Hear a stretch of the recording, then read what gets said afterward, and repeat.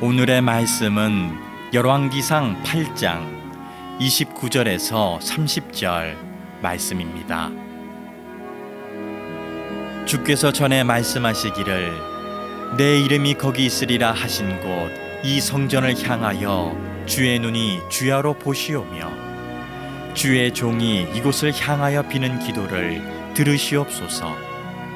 주의 종과 주의 백성 이스라엘이 이곳을 향하여 기도할 때에 주는 그 간구함을 들으시되 주께서 계신 곳 하늘에서 들으시고 들으시사 사하여 주옵소서. 아멘.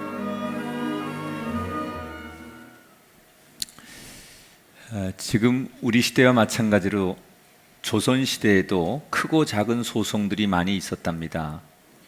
그 중에 지금은 우리의 상식으로 이해가 되지 않는 대표적인 소송이 있었는데, 문헌에 보면 두 가문 간의 묘지 소송이 있었습니다. 1614년 청송 심시의 수장이었던 심지원이 명당 자리에 부친의 묘를 조성하게 됩니다. 그런데 하필이면 그곳이 파평윤 씨의 자랑이었던 윤관 장군의 묘비가 있는 바로 위였습니다. 그래서 이것을 한 파평윤 씨가 가문에서 반발을 하지요. 그리고 이 두 가문 간의 길고 지루한 싸움이 계속됩니다. 얼마나 이 문제로 심각한 싸움을 하든지 당시에 영조 임금이 직접 나서서 두 가문이 악수하고 화해해서 더 이상 이런 문제로 논쟁하지 말아라 이렇게 이야기를 했지만 그 분쟁 조정이 되지 않아서 어명을 어긴 죄로 당시 사람들이 죽는 일까지 일어나면서 서로의 원한이 점점 더 깊어집니다. 시간이 흘러서 대한민국이 되어서도 이 두 가문의 원한은 끝나지 않습니다. 산소가 훼손되었다, 조망권을 방해한다, 이런 끝없는 소송의 제목들이 붙어서 맞고소를 계속 해댑니다. 그러다가 지난 2005년도에 두 문중이 만나서 극적으로 화해를 했고 2010년에 심지원의 묘를 이장하면서 드디어 400년간의 길고 긴 싸움에 막을 내리게 됩니다. 이 두 가문이 왜 그렇게 400년 동안이나 맷자리를 놓고 싸워야 했을까? 그것은 양 가문 다 우리 집이 잘 되기를 바라는 소원에서 그런 것입니다. 맷자리가 좋아야 우리 집이 잘 될 수 있고, 그런 우리 집의 자손들이 잘 돼야 우리 가문이 번성할 수 있다. 사실 맷자리가 좋아야 집이 잘 된다 이런 말에, 이런 속설에 저나 여러분은 동의할 수 없지요. 명당이라는 자리는 원래 좋은 땅이 아니라 우리가 그런 땅을 만들면 그게 명당이 되는 거예요. 여러분이 가서 살아서 그것이 빛나는 곳이 되면 그것이 명당이고, 행복하게 살면 그것이 명당인 줄 믿습니다. 명당은 원래 존재하는 곳이 아니라 우리가 그렇게 살아감으로 사람들에게 보여지면 그게 명당이 돼야지, 원래 있는 땅에 가서 그 땅의 기운으로 복을 받는 것은 그것은 미신적인 행위죠. 그러나 우리가 인생을 살면서 어떤 집에 사느냐, 이건 대단히 중요한 거예요. 여러분, 그 가정의 그 집이 어떤 집이냐에 따라서 사람들이 분위기, 또 행복도, 그리고 거기서 쉼을 얻는 만족도, 이런 게 달라져요. 그러니까 집이라는 것은 현대인들에게 굉장히 중요합니다. 신앙생활도 신앙이 머무는 집, 그게 성전이죠. 교회란 말이에요. 그러니까 여러분, 어떤 교회를 만나고 어떤 성전에서 예배를 드리냐에 따라서 여러분의 영적인 만족도는 완전히 달라지는 거예요. 물론 교회가 다 귀합니다. 그러나 어떤 성전, 내 신앙이, 내 믿음이, 내 영성이 머무는 집이 어떤 집이냐에 따라서 여러분들이 하나님을 만나는 신앙의 만족도는 달라져요. 결국 신앙의 성패는 내 믿음도 중요하지만 내 신앙이 머무는 성전, 집, 여기가 어디냐에 따라서 결정되는 거예요. 그래서 우리는 반드시 교회를 다니는 사람은 자기 성전을 위해서 기도해야 돼요. 왜? 내가 신앙이 머무는 내 집인 성전이 어떤 성전에 따라서 나와 우리의 가정과 자손들의 미래가 결정되기 때문에 반드시 그리스도인들은 자기 믿음의 집, 교회를 위해서 기도해야 돼요. 그래서 오늘은 열왕기상 8장에 나오는 솔로몬의 기도 속에 우리가 성전을 위해서 그렇게 많이 기도하는데 그럼 어떤 기도를 드리는 것이 성전을 위해서 제대로 드리는 기도인가?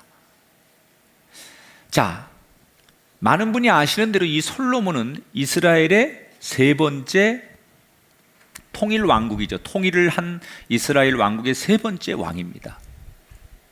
사실 솔로몬은 왕이 될 수 있는 상황이 아니에요. 정상적이라면 솔로몬은 왕이 될 수 없는 사람이에요. 두 가지 이유가 있어요. 첫째는 그는 후궁 밧세바에게서 태어난 아들이에요. 배다른 형제들인 다른 왕의 후계자들이 너무나 탁월했어요. 암논, 압살롬, 아도니아, 솔로몬에 비교하면 왕이 되기에 제목감으로서 너무 탁월한 경쟁 상대가 되지 않을 만큼 솔로몬은 이 탁월한 형들 때문에 왕이 된다는 거 꿈을 꿀 수가 없었어요. 그런데 시간이 흐르면서 상황이 이상하게 바뀝니다. 소위 형제의 난이 일어나죠. 그래서 암논과 압살롬이 다 죽습니다.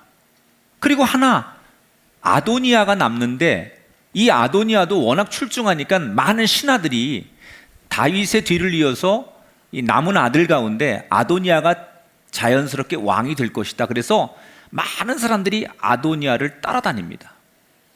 그런데 이 솔로몬의 어머니 밧세바가 굉장히 그 욕망이 있는 여자예요. 자기 아들을 위해서 이 엄마가 정치에 개입을 하고 빨리 손을 써가지고 자기 아들 솔로몬을 왕으로 오르게 만듭니다. 그러니까 솔로몬은 능력이 되거나 뭐 자격이 있어서 왕이 된 사람이 아니에요. 어부지리로 된 거예요. 상황이 자 형들이 죽고 경쟁자가 없어가지고 나밖에 없어서 왕이 되는 케이스. 두 번째, 엄마가 했다. 엄마가 마마보이, 엄마가 만들어준 거예요. 엄마가 자기 능력이 없어. 엄마가 너 왕해 이렇게 해가지고 엄마가 세워서 왕된 사람이 솔로몬이에요. 그러니까 솔로몬이 왕이 됐는데 할 줄 아는 게 없는 거예요. 내가 왕이 되겠다고 무슨 훈련을 받은 적도 없고 내 스스로 왕이 되려고 해서 된 게 아니고 이게 상황과 여러 가지 어머니의 힘으로 왕이 되다 보니까 왕이 돼서도 뭘 해야 될지 모르는 거예요. 그 잘해보고 싶은데 할 수 있는 게 없어요. 이때 솔로몬이 내가 왕이 됐는데 잘하는 게 없어요. 그래서 자기가 잘하기 위해서 몸부림을 치면서 꺼냈던 반전의 카드가 있었어요. 그게 바로 기도였죠.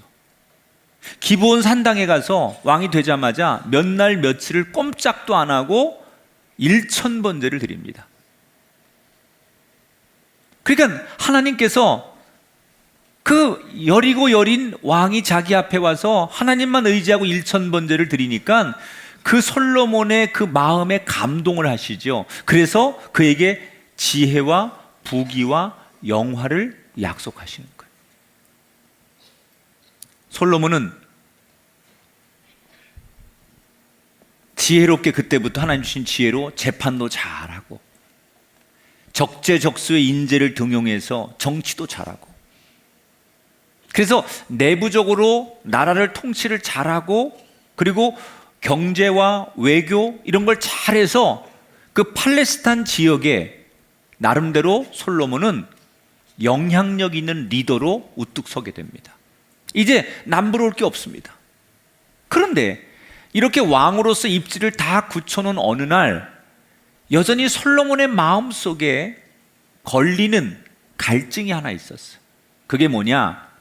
자기는 너무너무 지금 잘 돼 있는데 하나님의 법궤는 아직도 고작 다 이게 허물어져가는 텐트 안에 있는 게 그게 마음에 걸리는 거예요. 왕이 사는 왕궁은 화려하고 나는 잘 됐는데 나를 여기까지 있게 하신 하나님이 머무는 그 성전은, 그 법궤는 고작 작은 텐트 안에 있다는 게 솔로몬은 마음에 걸렸어요. 더 이상은 안 되겠다고 생각한 솔로몬은 왕이 된 지 4년 만에 성전을 건축하기 시작합니다. 사실 솔로몬이 지은 그 건축 건물은 그렇게 큰 건물이 아니에요. 건물이 길이가 27m, 너비가 9m, 높이가 13m. 별로 크지 않아요. 그런데 이 건물을 솔로몬이 무려 7년간 건축을 합니다. 이게 작은 건물인데 왜 그렇게 오래 건축했을까? 그만큼 정성을 다했다는 거예요. 작은 건물이지만 심혈을 기울이고 하나하나 의미를 부여해서 정말 제대로 지으려고 했기 때문에 오랫동안 졌다는 거예요. 그렇게 건물을 다 지은 다음에 드디어 법궤를 그 건물 안에다 모셔놓고 이제 소위 성전 봉헌식을 하는 거예요. 이때 솔로몬이 성전 봉헌식을 드리면서 하나님 앞에 드리는 기도, 그 내용이 오늘 우리가 읽은 열왕기상 8장에 나오는 본문이에요. 자, 솔로몬이 기도를 드리는데 그 당시 소위 신전이라고 하죠. 성전이든 신전이든 중동 지역에서 각 나라마다 자기들이 믿는 신을 모시는 신전을 지어놓고 그 신에게 그 신전을 봉헌하면서 드리는 기도가 보편적인 기도가 있는데 솔로몬이 드렸던 기도는 오늘 보면 보편적인 기도가 아니에요. 일반적인 기도를 드리지 않아요. 왜 솔로몬은 그 당시 신전을 지어서 신들에게 드리는 기도를 드릴 때 다 그 상식적인 기도를 하게 돼 있는데 그런 기도를 드리지 않고 상식을 파괴한 기도를 드리게 되느냐?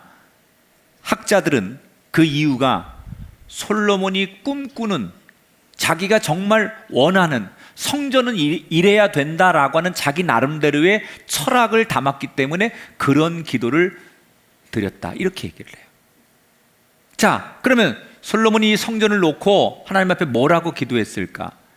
자, 솔로몬이 꿈꾸는 성전은 어떤 거였을까? 이 기도 속에 답이 있어요. 자, 본문 29절을 함께 읽어볼게요. 시작.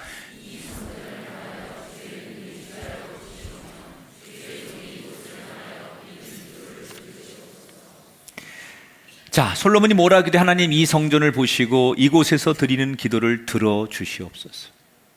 다시 말하면 솔로몬은 이 성전이 하나님을 만나는 집이 되게 하옵소서.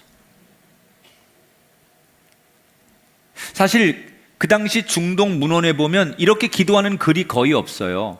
왜냐하면 당시 사람들은 신전을 만들어 놓고 거기에다가 그 신상 이런 걸 갖다 놓으면 자기들이 그 신전에 신상 있는 곳에 가서 엎드리면 자기들이 만나고 싶은 신은 거기서 다 만날 수 있다고 생각하는 거예요.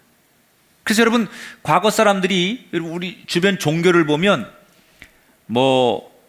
무슨 우리가 알라 신이든 불교든 보면 다 어디 가요? 절에 가고 자기들의 그 신이 있는 신전으로 가죠. 그리고 그쪽에 대고 기도하죠. 다. 그건 그 신전 안에 자기가 믿는 신이 거기 있다고 생각하는 거예요. 그래서 거기 가면 신을 만나는 건데 굳이 가서 나를 만나주세요 그럴 필요가 없는 거예요. 거기 가면 내가 믿는 신이 거기 있으니까 그냥 거기 가서 그 신을 만나는다고 생각했지 굳이 나를 만나주세요 라고 그렇게 말할 필요가 없었다는 거예요. 그 당시 사람들은. 그런데 솔로몬은 지금 뭐라고 말해요? 하나님의 상징인 법궤까지 갖다 놓고 거기서 뭐라고 기도를 하느냐? 하나님, 이 성전에 찾아오면 하나님이 친히 오셔서 저희를 만나 주세요 라고 솔로몬이 얘기했어요. 이 성전에 가면 아무 때나 내가 하나님을 만날 수 있다 이렇게 말하지 않고, 내가 여기 올 때마다 하나님 친히 오셔서 나를 만나 주세요 라고 말했다는 거예요. 왜 솔로몬은 그런 기도를 드렸을까? 그것은 자신이 하나님을 체험한 거예요. 내가 경험한 하나님은 어떤 하나님이냐? 자기가 이미 살아온 인생을 통해서 하나님이 얼마나 크고 위대한 분인지를 경험했기 때문에 하나님을 그렇게밖에 고백할 수 없었어요. 자, 27절을 볼게요. 솔로몬이 어떻게 하나님을 경험하는지. 하나님이 참으로 땅에 거하시리이까 하늘과 하늘들의 하늘이라도 주를 용납하지 못하겠거든. 하물며 내가 건축한 이 성전이오리이까. 하나님은 전능하시기 때문에 어느 누구도 우리가 만든 이 성전에 하나님을 가둬놓고, 그래서 우리가 아무 때나 보고 싶을 때 와서 하나님 이렇게 찾을 수 있는 분이 아니라는 거예요. 하나님은 시간과 공간을 초월하시고 온 우주 만물을 창조하시고 모든 것의 주인이 되시기 때문에 우리가 아무리 거룩한 성전을 만들었어도 하나님은 이 안에만 계시는 분이 아니라는 거예요. 모든 것을 다 다스리시는 하나님. 다른 신들은, 다른 종교는 자기들이 만든 신전에 그 신을 가둬놓고 거기 가서 그 신을 만나면 아무 때나 만날 수 있지만, 내가 믿는 신 야훼 하나님은 인간이 가둬놓고 머물게 할 수 있는 그런 분이 아니라는 거예요. 하나님이 원하시면 거기 계실 것이고, 하나님이 원치 않으면 오지 않는 분, 모든 신 위에 가장 뛰어난 분이 하나님이라는 거예요. 어떻게 솔로몬은 하나님을 그렇게 고백할 수 있었을까? 자기 인생을 통해 하나님이 그렇게 역사하신 걸 아는 거예요. 왕이 될 만한 조건과 자격도 없는 자기를 왕 되게 하신 하나님. 이 작은 나라가 중동의 패권을 쥐고 강대국이 되게 하신 하나님.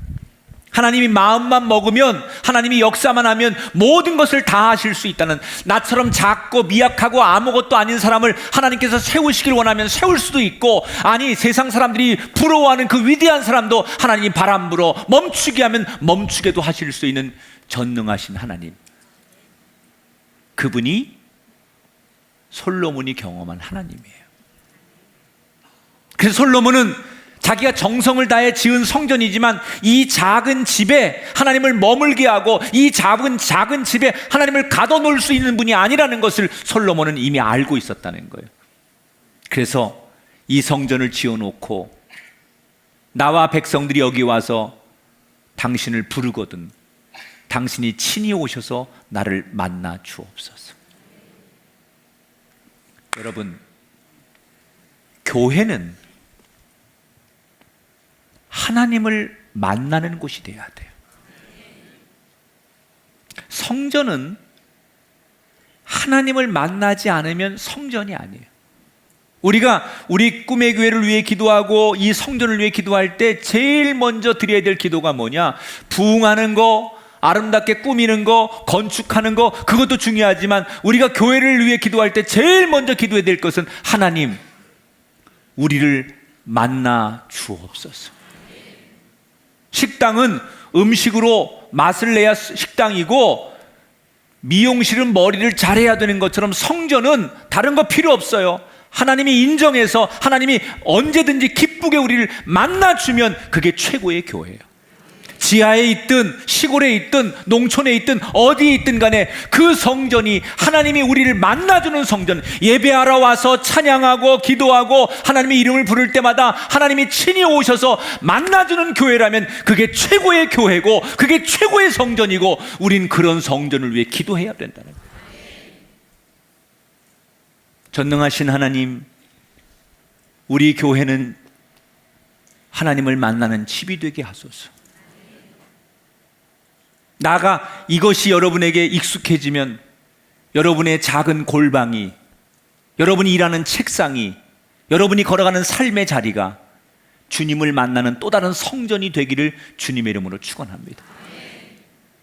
날마다 여러분이 기도하고 여러분이 주님을 묵상할 때마다 하나님을 만나는 여러분의 인생의 성전이 회복되게 되기를 주님의 이름으로 축원합니다. 솔로몬이 꿈꿨던 성전은 날마다 이곳에 오면 하나님을 만나는 성전이 되게 하소서. 그리고 솔로몬이 계속해서 7가지의 기도 제목을 가지고 기도해요. 그 7가지의 그 기도 제목이 어떤 거냐면, 어떤 사람이 억울하게 피소를 당했는데 증인이 없어서 이곳에 와서 결백을 맹세할 때 하나님 그 사람의 억울함을 씻어주시고 바르게 심판해 주세요. 전쟁에서 패한 사람이 성전에 와서 울면서 하나님 앞에 회개하거든 죄를 용서하시고 그를 긍휼히 여겨주세요. 가뭄이 든 사람이 와서 이 성전에서 기도할 때 그를 긍휼히 여겨주시고, 재앙이 닥쳤을 때, 이방인이 와서 기도할 때, 전쟁하러 나가는 사람들이 전쟁에 나가서 이 성전을 떠올리며 그 전쟁 한복판에서 기도할 때, 마지막 혹시 이 백성들이 포로로 끌려갔을 때, 전쟁에서 져서 포로로 끌려갔을 때, 그때 죄를 깨닫고 성전을 바라보며 기도하거든 하나님 그들을 용서해 주세요. 7가지의 기도를 드리면서 봉헌 기도를 솔로몬이 마무리합니다. 자, 이 7가지를 제가 2가지로 다시 요약해 볼게요. 이 7가지 기도를 드렸다는 것은 2가지를 의미하는 거예요. 첫째로 솔로몬이 꿈꿨던 성전은 어떤 곳이냐? 따라합시다. 기도하는 집이어야 합니다. 솔로몬이 꿈꿨던 성전은, 교회는 기도하는 집이어야 된다.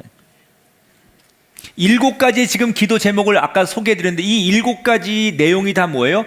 기도하면 하나님 꼭 응답해 주세요, 그런 거예요. 여러분, 교회 오면 뭐 하십니까? 사람 만나고 친목을 다지고 봉사합니까? 물론 그것도 성전의 기능입니다. 그러나 성전의 1번의 기능은 내 집은 만민이 기도하는 집이라. 교회는 기도하러 오는 거예요. 교회에 와서는 기도해야 돼요. 사람들을 만나서 이야기하고 친교하고 교제하는 것, 그것이 성전의 목적이 아니라 성전의 1번의 목적은 교회는 기도하는 곳이 돼야 돼요. 여러분, 우리의 교회가 기도하는 처소가 되길 바라고, 기도하기 위해서 모이는 예배당이 되길 바라고, 기도를 많이 하는 교회가 되기를 주의 이름으로 축원합니다. 그런데 이 솔로몬이 드린 기도가 여러분 상황상 맞는 기도라고 생각이 되십니까? 지금 솔로몬은 새로 건물을 짓고 온갖 그 성구들을 잔뜩 배치해 놓고, 그리고 성가대가 찬양을 하고 풍악이 울리고 있어요. 한마디로 잔치예요, 잔치. 봉헌이라는 것은 하나님 앞에 최고로 잔치하는 거예요. 그런데 그런 기쁜 예배에서 솔로몬이 나와서 대표 기도를 하는데 뭐라고 기도하느냐? 보통 이렇게 봉헌식 같은 데는 비전을 선포하고 하나님 앞에 감사하고 그리고 우리의 미래를 축복해 달라고 그렇게 기도하는 게 맞잖아요. 그런데 지금 솔로몬이 드리는 이 기도는 7가지가 다 전쟁에서 질 때, 가뭄이 들었을 때, 재앙이 닥칠 때, 포로로 끌려갔을 때, 한마디로 밝은 미래가 아니라 최악의 미래를 놓고서 기도하는 내용들이에요. 아니, 축제의 날 미래를 긍정적으로 복되게 해달라고 해도 될까 말까인데, 왕이 성전 봉헌하는 날 우리의 미래가 최악으로 오거든, 이렇게 어려운 일이 생기거든, 그런 일을 만나거든, 그때 하나님 우리의 기도에 응답해 주세요 라고 기도했다는 거예요. 솔로몬은 왜 이렇게 좋은 날 최악의 기도를 드렸을까? 바로 이 기도의 내용 속에 솔로몬이 꿈꿨던 성전 이래야 된다라고 하는 솔로몬의 성전에 대한 꿈이 들어있었어요. 따라합시다. 상한 심령이 새로워지는 교회가 되게 하소서.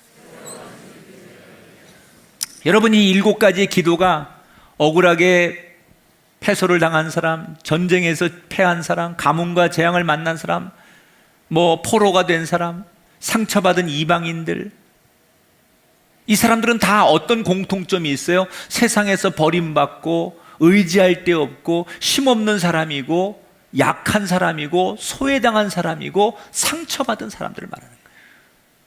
그러니까 솔로몬이 꿈꿨던 성전은 성공한 사람들이 와서 성공의 신화를 이야기하는 교회가 아니라 세상에서 가장 힘없고 소외당하고 약하고 누구 하나 의지할 것 없는 사람들이 마지막으로 하나님을 의지하고 싶어 왔을 때 그들의 기도를 응답하셔서 그들이 하나님 때문에 위로받을 수 있는 그런 곳이 진정한 내가 꿈꾸는 교회였다는 거예요.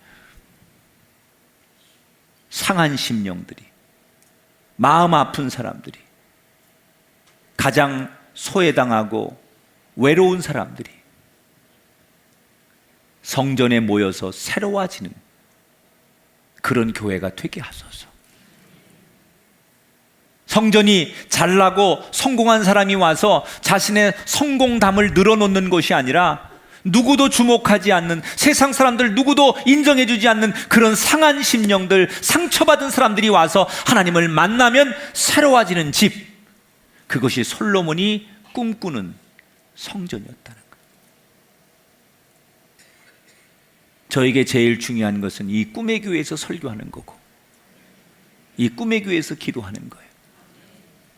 여러분, 우리가 이 성전을 그런 교회 되게 만드십시다.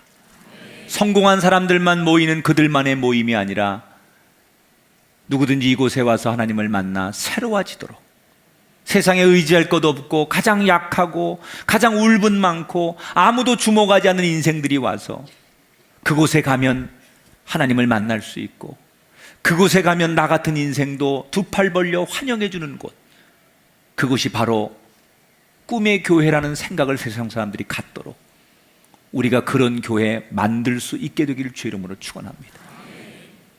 솔로몬이 이렇게 봉헌 기도를 끝냈을 때 하나님께서 솔로몬의 봉헌 기도에 7장 1절 2절에 응답하시죠. 솔로몬이 기도를 마침에 불이 하늘에서부터 내려와서 그 번제물과 역대하에 나오는 얘기예요. 제물들을 사르고 여호와의 영광이 그 성전에 가득하니라. 하나님께서 불을 내리셔서 솔로몬의 봉헌 기도를 받으셨어요. 그 솔로몬의 봉헌 기도 자리에는 말 그대로 거지부터 솔로몬 왕까지 모두가 함께 하나님 앞에 즐거워하고 기뻐하는 봉헌식을 드렸다는 거예요. 오늘 이곳에 아주 유능한 분도 많지만 아무도 주목하지 않는 정말 소외당하고 힘없는 분도 있다면 함께 즐거워하는 예배가 되고 함께 하나님을 만나는 예배가 되기를 주의 이름으로 축원합니다. 건물이 세워졌다고 성전이 아닙니다. 하나님께서 오셔야 성전입니다. 성공한 사람들, 유명한 사람들이 많이 온다고 부흥하고 좋은 교회 아닙니다. 상하고 지친 심령, 누구라도 주목받지 못하는 사람도 하나님을 만날 수 있는 곳이어야 그것이 진짜 성전입니다. 저는 꿈의 교회가 그런 교회 되기를 바라고 이 땅의 모든 교회가 그런 교회 되기를 바랍니다. 꿈꾸십시오. 우리 교회가 하나님을 기쁘게 하는 교회, 하나님이 그토록 원하셨던 교회, 솔로몬이 그토록 소망했던 꿈꿨던 그런 교회를 오늘 이 시대 대한민국에서 이 안산의 꿈의 교회가 만들어내는데 저와 여러분이 함께 기도하고 거룩한 교회를 다시 만들어가는데 동참할 수 있게 되기를 주님의 이름으로 축복합니다.